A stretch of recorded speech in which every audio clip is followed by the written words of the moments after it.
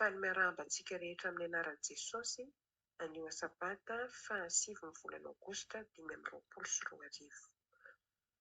Ny tenin'Andriamanitra izay hozaraina amintsika androany dia ao amin'ny Luka 2 andininy 1:20 ka hatramin'ny 5:30.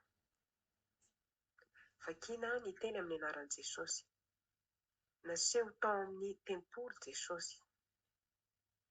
Rehefa tapitra ny havalona ka hofirana ny zaza dia nataony hoe Jesosy ny anarany.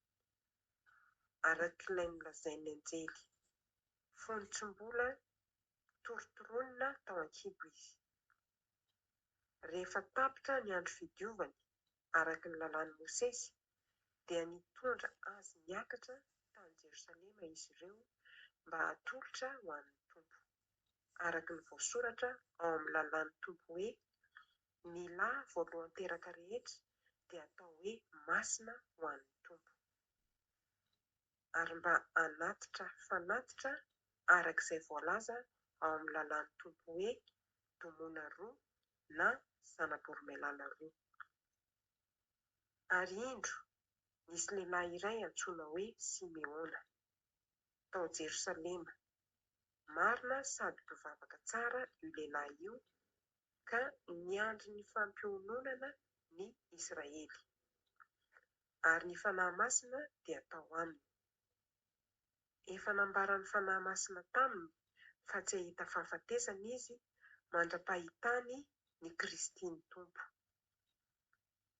Ary noentin'ny fanahy masina niditra tao amin'ny tempoly izy.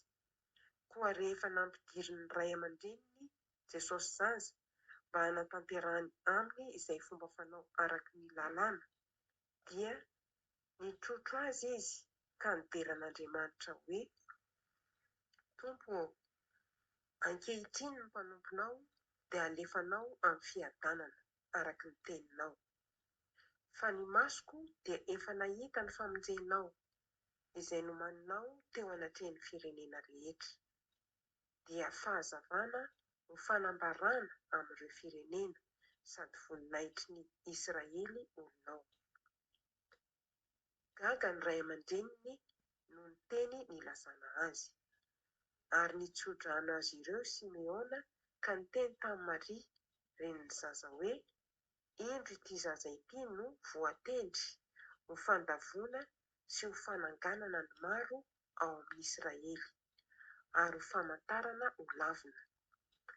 Koa ny fanahinao aza dia ho tsatoana sabatra mba aseho ny hevitry ny fo maro. Amen.